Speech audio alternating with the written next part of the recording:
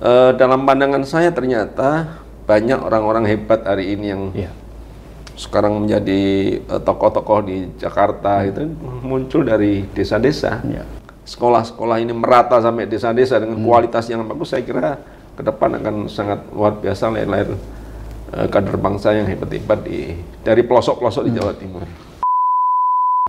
Keterlibatan ormas-ormas terutama di pendidikan harus kita akui di Jawa Timur ini, baik Nahdlatul Ulama maupun Muhammadiyah punya lembaga pendidikan yang luar biasa. Yang ini lahir besar dari ormas. Saya kira peran yang jauh lebih hebat dari apa yang pemerintah siapkan. Ya, ini harus kita dukung sepenuhnya, harus kita support, harus kita perbaiki. Ya, Pemprov punya tanggung jawab untuk membantu mensupport perbaikan terutama infrastruktur di sekolah-sekolah swasta yang dikomandoni oleh lembaga-lembaga masyarakat.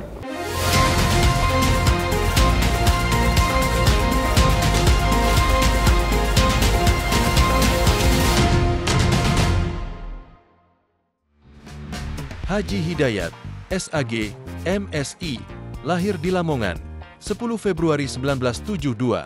Dibesarkan dalam tradisi keilmuan dan ada pesantren, Hidayat tumbuh dengan nilai-nilai kejujuran, kesederhanaan, dan keberanian. Menempuh pendidikan hingga tingkat pascasarjana di Universitas Airlangga Surabaya pada tahun 2001, Hidayat tidak hanya berhenti di akademik, namun juga aktif dalam berbagai organisasi. Di antaranya, beliau pernah menjadi pengurus harian PW Ansor Jawa Timur pada tahun 2002, serta pengurus harian PW Lakpesdam Jatim sejak 2000. Kepemimpinan beliau terus berkembang, dan kini dipercaya menjabat sebagai Ketua Umum IKAPMI Mojokerto sejak 2022. Berkat pengalamannya yang luas, Hidayat pun mengabdikan dirinya dalam dunia pendidikan. Sebagai dosen STY Al-Anwar Mojokerto dari 2017 hingga 2023, beliau mendidik generasi penerus bangsa dengan penuh semangat. Pendidikan agamanya menjadi fondasi kuat dalam setiap langkah perjuangan, dari pengabdian di tengah masyarakat hingga ruang-ruang pengambilan kebijakan di pemerintahan. Bagi Hidayat, politik adalah ladang ibadah. Meniti karir dari bawah, Hidayat tumbuh sebagai tokoh yang konsisten memperjuangkan nilai-nilai keadilan, kemajuan, dan keterbukaan. Sejak 2019, Hidayat menjadi anggota DPRD Jawa Timur, memperjuangkan aspirasi masyarakat. Kini, sebagai Wakil Ketua DPRD Jawa Timur periode 2024 hingga 2029, ia memikul amanah rakyat dengan penuh integritas dan tanggung jawab. Bagi Hidayat, menjadi pemimpin bukan soal gelar atau jabatan, tapi soal amanah. Dari santri untuk negeri, Hidayat, pemimpin yang terus berjuang untuk masa depan yang lebih baik.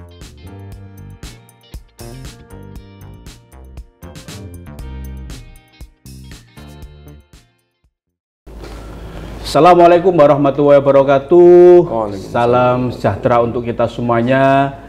Tribuners, bertemu lagi dengan saya Mujib Anwar, jurnalis senior Tribun Network, dalam acara podcast DPRD Jawa Timur, Gebrakan Wakil Rakyat.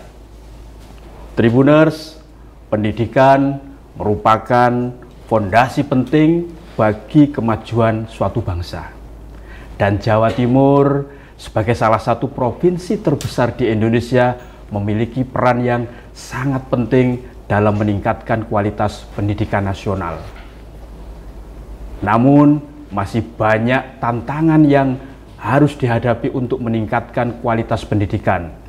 Mulai persoalan infrastruktur sekolah yang belum layak, keterbatasan akses digital, serta kualitas gizi dan kesehatan anak yang juga masih perlu ditingkatkan.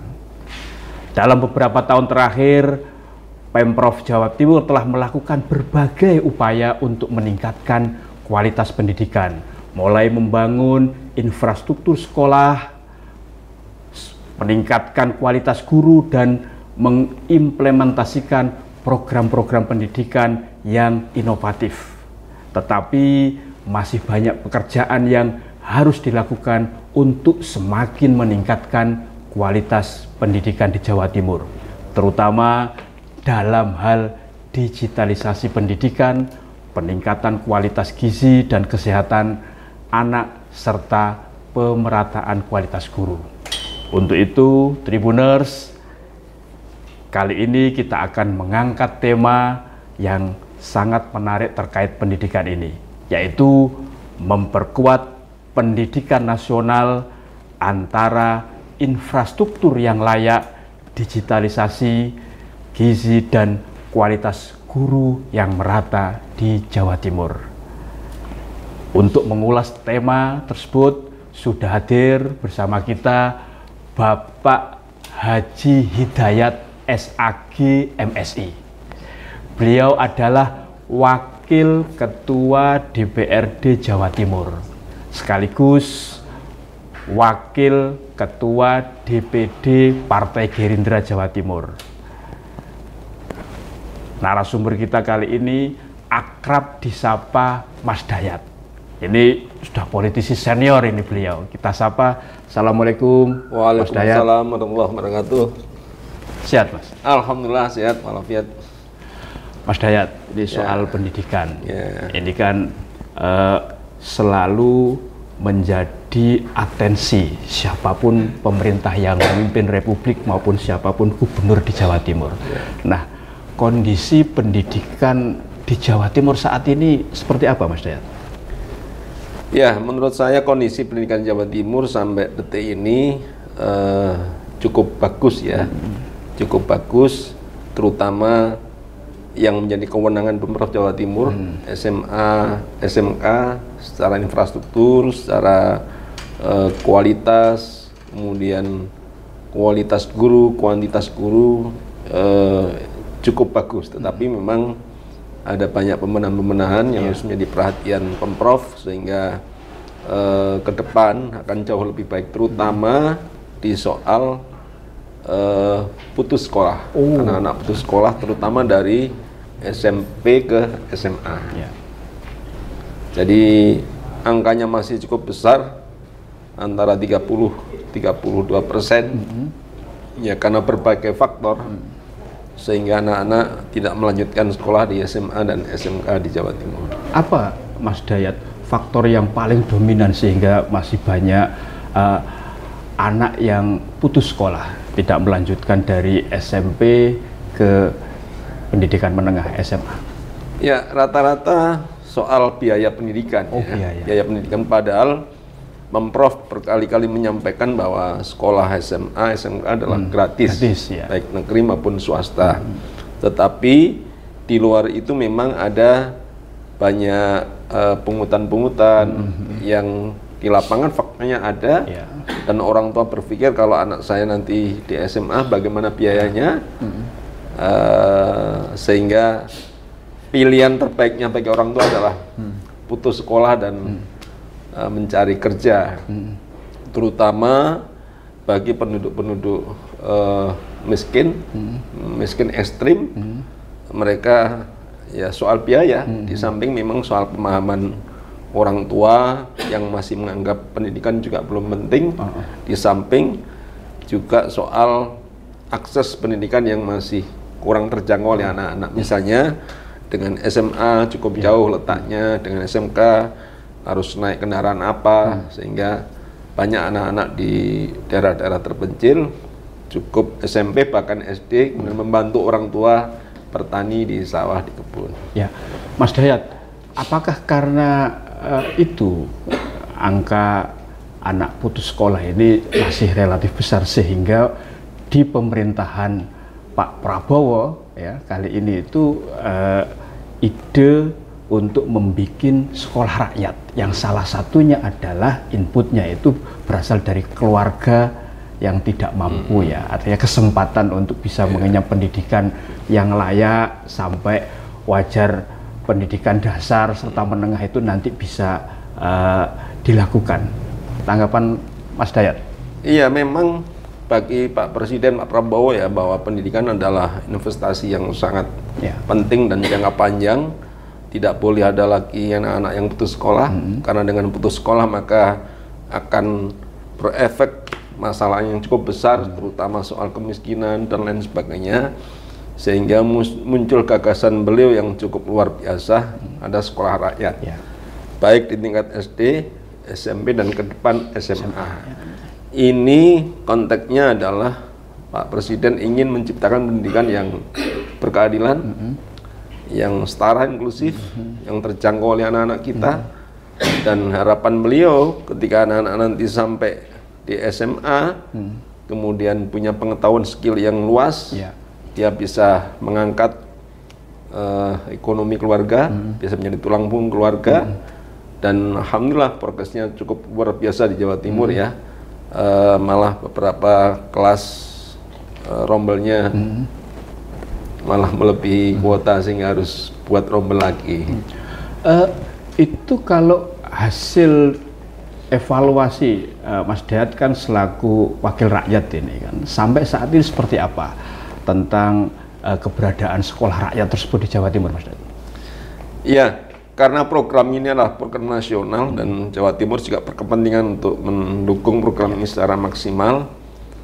Kalau saya lihat secara umum bahwa sekolah rakyat ini ternyata dari sisi infrastruktur cukup luar biasa, dari sisi guru proses seleksinya juga luar biasa, dari sisi kurikulum mengadopsi berbagai sekolah yang unggulan, ya. Dan kemudian setelah dibuka, anak-anak masuk sekolah pertama melihat fasilitas yang luar biasa, mereka sangat bangga dan terharu. Ternyata anak-anak yang lahir dari penduduk miskin dan ekstrim miskin itu bisa sekolah di sekolah yang luar biasa ini. Nah, ini menjadi hal yang sangat positif. Tinggal ke depan bagaimana guru-guru yang telah disiapkan ini bisa semaksimal mungkin ya melaksanakan kurikulum yang sudah disiapkan. Kemudian orang tua mendukung penuh karena memang ada anak-anak yang karena masih di tingkat SD MI ya, kemudian harus tinggal di asrama, belum pernah pisah dengan orang tua, tiba-tiba pisah, kemudian harus pulang sakit, mundur. Ada guru-guru yang informasinya 2% secara nasional juga mundur karena barangkali tugasnya sangat berat, mereka secara tenaga pikiran tidak mumpuni, kemudian menarik diri. Kita hormati, tapi secara umum berjalan cukup bagus. Ini kan program nasional. Nah, Jawa Timur ini kan salah satu barometer lah pendidikan di Indonesia. Terhadap program sekolah rakyat ini, Mas Dayat, apa bentuk partisipasi dukungan ya dari Pemprov Jawa Timur dan juga DPRD Jawa Timur? Apa wujud bentuk dukungannya? Ya, jadi program ini memang program nasional ya. Secara infrastruktur disiapkan oleh pusat melalui Kementerian PU, kemudian guru-guru juga melalui proses di Kementerian Pendidikan Dasar, SMP, SMA, kemudian kurikulum juga ada timnya sendiri. Nah, pemerintah provinsi dan kota kabupaten dalam hal ini adalah mensupport ya, mensupport misalnya pemerintah pusat, dinas Kementerian Sosial butuh tempat, kita carikan tempatnya, kita bantu di mana harus berdiri, kemudian proses administrasinya kita bantu, kemudian rekrutmen siswa misalnya melalui pendamping desa PKH, data-data bisa diakses melalui PKH, tapi Dinas Sosial Jawa Timur juga punya peran di situ, siapa yang boleh sekolah, siapa yang tidak dan sebagainya. Juga proses rekrutmen guru juga Dinas Sosial ikut pula menyampaikan informasi ini, mensosialisasikan pada publik sehingga terjaring tenaga-tenaga pendidik dan tenaga pengelola yang handal di sekolah-sekolah. Jadi ini kolaborasi yang luar biasa antara kementerian di pusat dengan daerah, juga pemerintah kota kabupaten di Jawa Timur. Artinya semua stakeholder ikut terlibat dan bahkan mendukung penuh ya? Iya, mendukung penuh.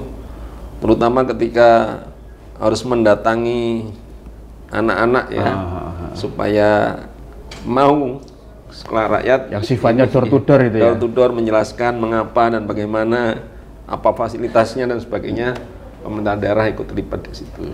Kalau terkait dukungan anggaran, Mas Dayat, Sesuatu itu pasti akan lebih sukses jika dapat dukungan anggaran dari pemerintah daerah, baik itu provinsi maupun kabupaten kota. Seperti apa kalau di Jawa Timur? Yang saya tahu ini murni anggaran dari pemerintah pusat, pusat. Anggaran nasional. Jadi pemerintah provinsi tentu karena sudah ada tugas-tugas lain di sekolah-sekolah di luar sekolah rakyat, fokus APBD-nya di sana, ya SMA, SMK.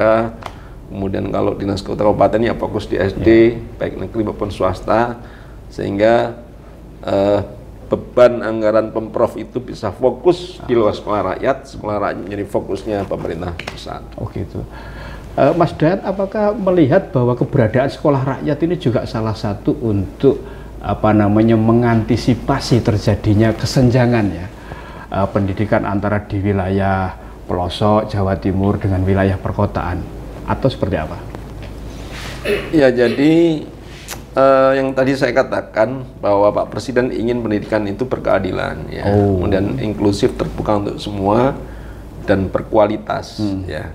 Nah, tentu visi ini diharapkan bisa dijangkau oleh semua anak Indonesia, ya, baik secara geografis maupun secara sosiologis, ekonomis. Jadi dimanapun ada sekolah yang berkualitas, siapapun bisa menikmati sekolah yang baik, sehingga ke depan bisa muncul sumber daya manusia yang hebat di Jawa Timur, khususnya dari berbagai penjuru. Dalam pandangan saya ternyata banyak orang-orang hebat hari ini yang sekarang menjadi tokoh-tokoh di Jakarta, itu muncul dari desa-desa yang dia anak-anak ini sudah berkelut dengan kehidupan yang cukup keras, ditempa oleh situasi, sehingga anak-anak ternyata banyak tokoh-tokoh besar yang lahir dari sekolah-sekolah di desa. Nah, ini kalau kemudian sekolah-sekolah ini merata sampai desa-desa dengan kualitas yang bagus, saya kira ke depan akan sangat luar biasa lahir kader bangsa yang hebat-hebat dari pelosok-pelosok di Jawa Timur. Apalagi sudah dicanangkan tahun 2045 itu untuk menuju Indonesia emas, ya, seperti itu. Artinya ini relate ya, Mas Dayat? Ya, jadi arahnya ke sana, ya, bagi Pak Presiden, bahwa investasi hari ini adalah untuk jangka panjang, menyongsong generasi emas 45. Dengan proses yang sudah dimulai ini, saya kira optimis bahwa ke depan akan lahir sumber daya manusia yang unggul di seluruh Nusantara Indonesia. Mas Dayat, selain di launching ya sekolah rakyat ini dalam waktu yang relatif hampir bersamaan ya, mulai awal tahun kemarin ya, setelah Presiden dilantik Pak Prabowo, itu kan untuk mendukung pemenuhan gizi para siswa di sekolah, itu kan ada program nasional yang namanya makan bergizi gratis atau MBG. Nah, gimana ini Mas Dayat? Kan satu sekolah rakyat, agar gizi siswa juga terjaga, ada program makan bergizi gratis. Kalau dalam pandangan Mas Dayat seperti apa? Ya, jadi visi Pak Presiden itu ke depan bagaimana kebutuhan-kebutuhan dasar masyarakat terpenuhi dengan baik. Kebutuhan pendidikan, kebutuhan kesehatan, kebutuhan pangan, ini harus lebih baik. Kita sudah merdeka 80 tahun, maka 3 hal mendasar ini harus terpenuhi dengan baik. Pendidikan, kesehatan, dan pangan. Di Jawa Timur seperti apa ini 3 hal ini? Nah, saya kira 3 hal ini mengarah ke tujuan yang positif, ya. Pangan, Jawa Timur lumbung pangan nasional. Kemudian sekolah SMA, SMK juga angkanya hari ini sampai dengan 6.000-7.000 sekolah yang ini ya, jumlah sekolahnya, jumlah sekolah yang di bawah kemenangan Dinas Pendidikan Jawa Timur. Kemudian kesehatan, saya kira ini PR pentingnya di sini. Jadi hari ini, beberapa waktu lalu Pak Presiden sudah mencanangkan pemeriksaan gigi gratis ke anak-anak sekolah, ya kan? itu bagian dari program peningkatan layanan kesehatan. Kemudian cek kesehatan gratis untuk anak-anak, bapak-bapak, ibu-ibu yang ulang tahun. Ini bagian dari saya kira strategi yang sangat kita harapkan bahwa kebutuhan dasar harus terpenuhi. Kalau anak-anak sekolah nanti dia sehat, gizinya terpenuhi, maka dia akan bisa berproses pendidikan dengan baik. Ya, banyak kasus terjadi di lapangan ya.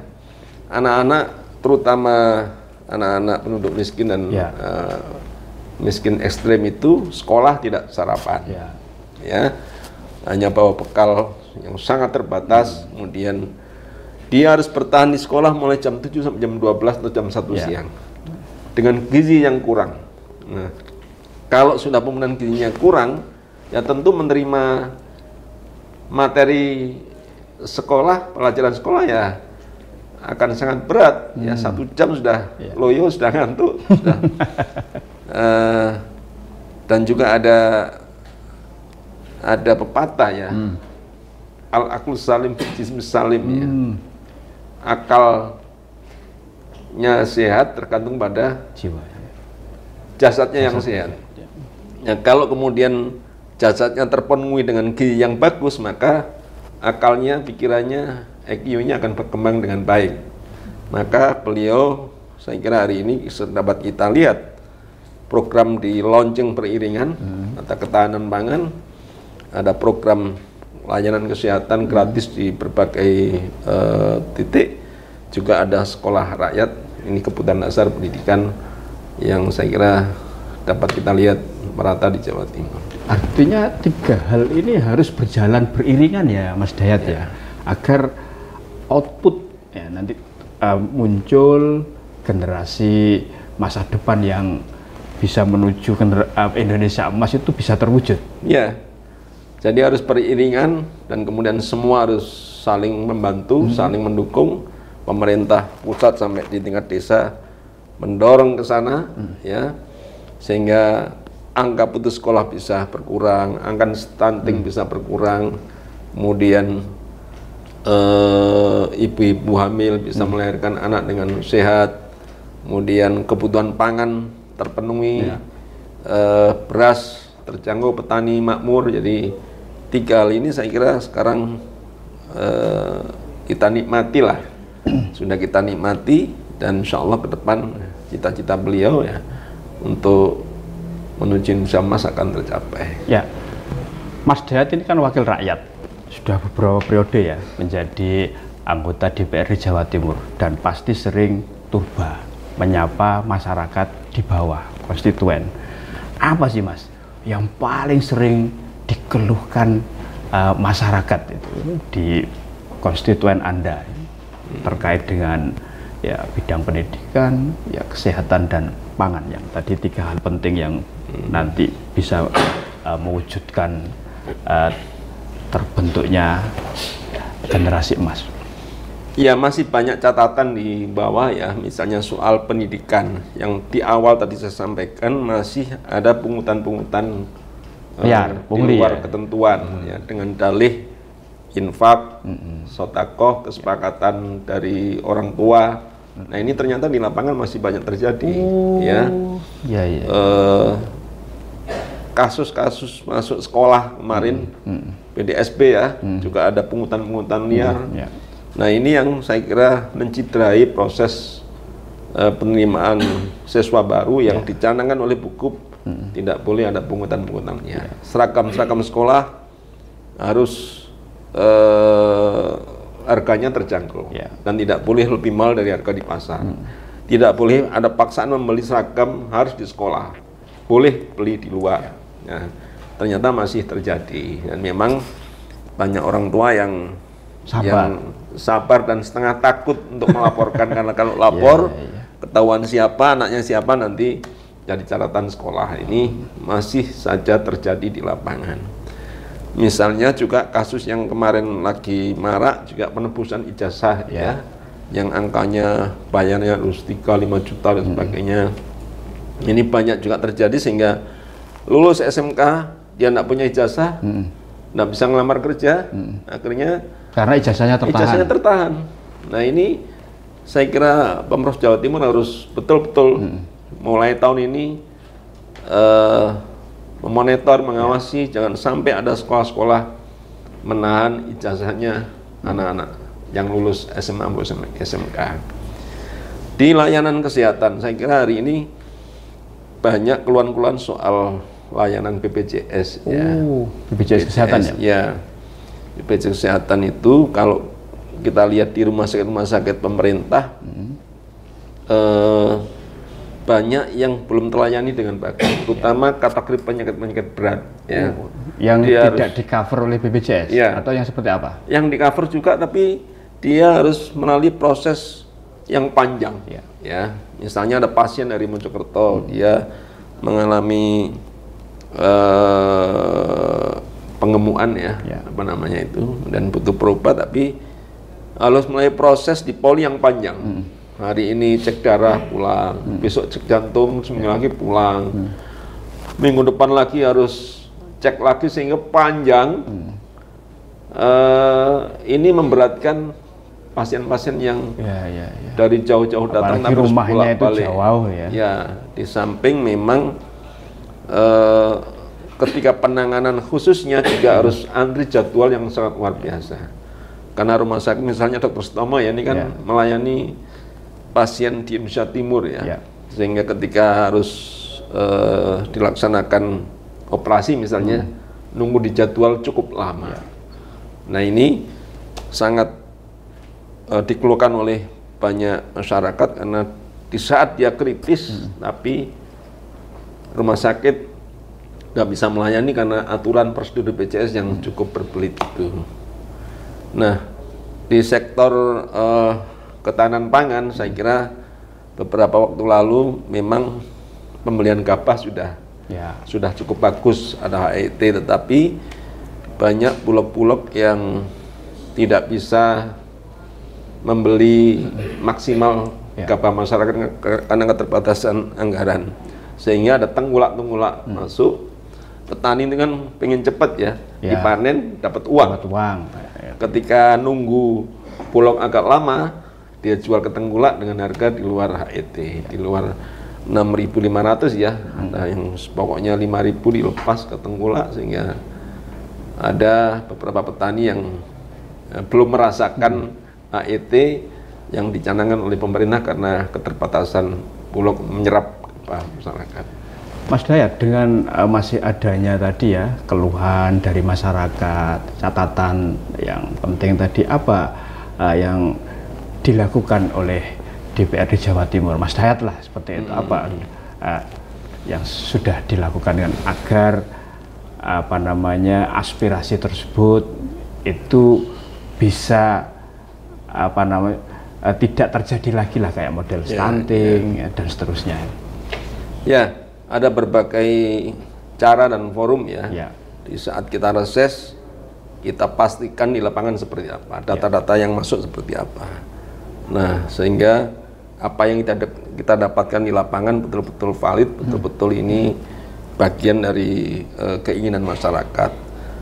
Kita bawa di Pemprov Jawa Timur, ketika ada rapat kerja, rapat iring, rapat berbagai forum, kita sampaikan soal ini agar program dan kebijakan pemerintah provinsi ini betul-betul bisa mengurangi potensi kecurangan, kelemahan di bawah ya. Jadi tentu kita pada porsi pengawasan mengawasi apakah program Pemprov Jawa Timur efektif atau tidak. Ada kendala, kita sampaikan dan terus kita monitor sehingga betul-betul apa yang terjadi di masyarakat ini menjadi respon Pemprov Jawa Timur, menjadi respon gubernur, Pemprov juga bisa hadir di tengah-tengah masyarakat menyelesaikan masalah-masalah ini. Artinya kalau ada sumbatan atas aspirasi tersebut, kayak Mas Dayat ini akan mengawal terus sampai aspirasi tersebut itu betul-betul bisa diwujudkan. Ya, jadi tugas utama kita, jadi kita ini kan wakil rakyat awak sikilnya rakyat. Maka apa yang kita suarakan ya harus betul-betul mewakili rakyat. Ya, tentu Pemprov punya banyak keterbatasan menyerap aspirasi. Ya, di saat musrenbang kadang-kadang seringkali tidak bisa menjangkau semua. Maka kita baik di forum formal maupun informal, kita berkunjung ke tokoh-tokoh, kita dapatkan banyak informasi. Itu kita sampaikan, kita desakkan, dan bahkan kalau misalnya ada kebijakan-kebijakan yang tidak seirama dengan kepentingan publik, ya harus kita ingatkan Pemprov Jawa Timur. Ya, Mas Dayat, semua tujuan baik ya dan mulia tersebut kan butuh dukungan ya serta partisipasi ya dari masyarakat dan semua pihak serta stakeholder terkait. Lah, untuk menciptakan kesadaran di semua lini ini, apa yang perlu dilakukan? Iya, kolaborasi menjadi sangat penting ya. Kolaborasi ya. Jadi di sektor pendidikan misalnya banyak pihak yang terlibat ya. Ada lembaga atau organisasi masyarakat ya, kemudian ada orang tua murid, ada pengusaha, ada LSM, ada media massa. Maka ini harus dijalin komunikasinya. Ya. Misalnya temuan-temuan pungutan liar di sekolah, kadang-kadang kita tahu dari media, dari teman-teman wartawan. Maka di saat kita tahu dari media, kita cek ke lapangan, betul ya, ini menjadi PR saya. Begitu juga dengan keterlibatan ormas-ormas terutama di pendidikan. Harus kita akui di Jawa Timur ini, baik Nahdlatul Ulama maupun Muhammadiyah punya lembaga pendidikan yang luar biasa.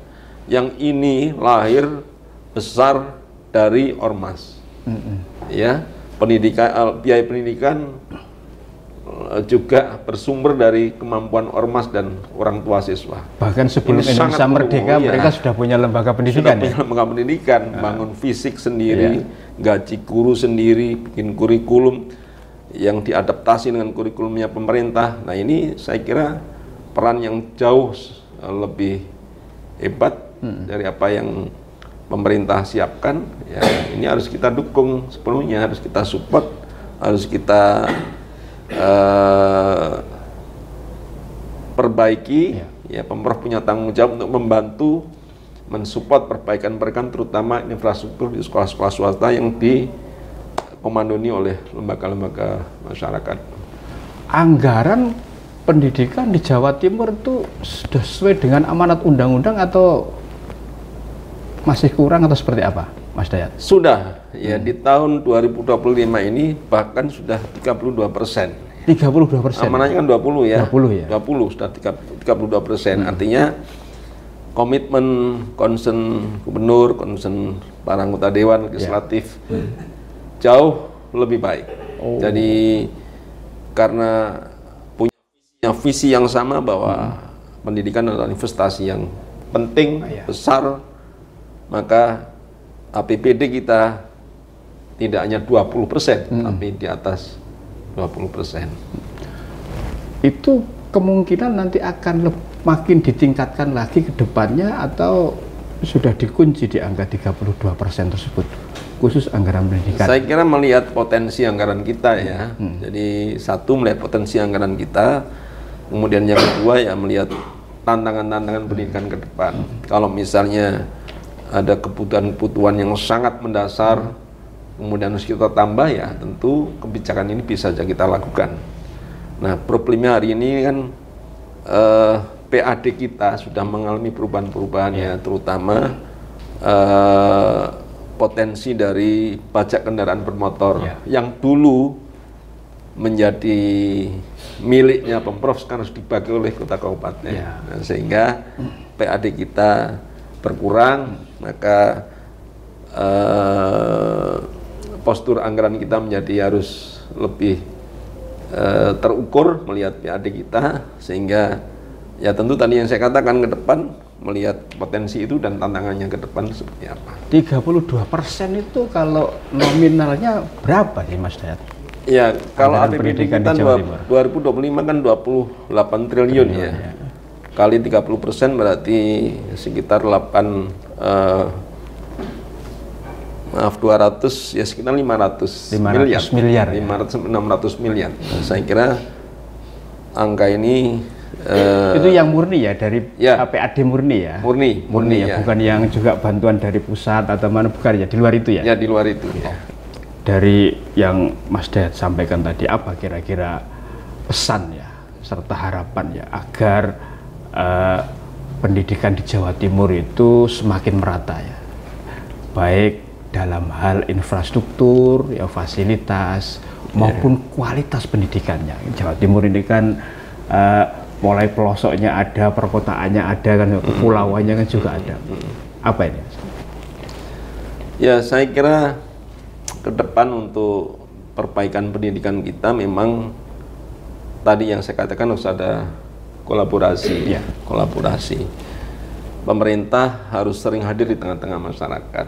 Dan kemudian pemerintah juga bersama-sama legislatif mengawasi proses pendidikan itu akan berjalan dengan baik.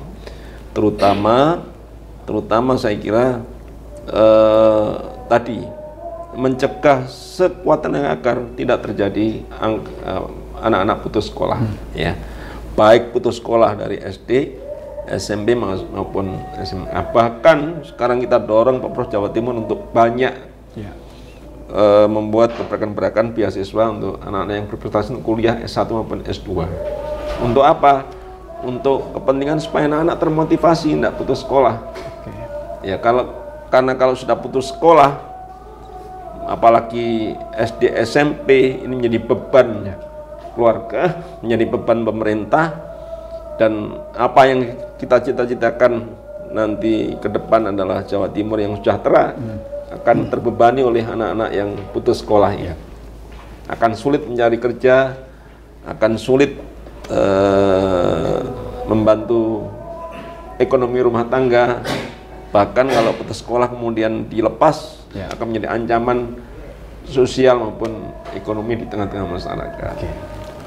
Paling akhir, closing statement Mas Dayat untuk pendidikan di Jawa Timur yang maju, berkualitas, serta bisa betul-betul menuju generasi emas di 2045.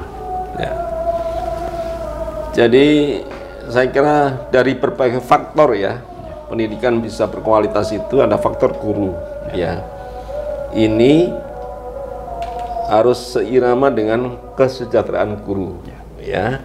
Bagaimana guru bisa fokus, bisa meningkatkan skill pengetahuannya, tentu ini harus difasilitasi oleh pemerintah ya. Kalau gurunya berkualitas, maka akan lahir anak-anak yang berkualitas. Yang kedua adalah infrastruktur ya. Jangan sampai ada kesenjangan di Jawa Timur.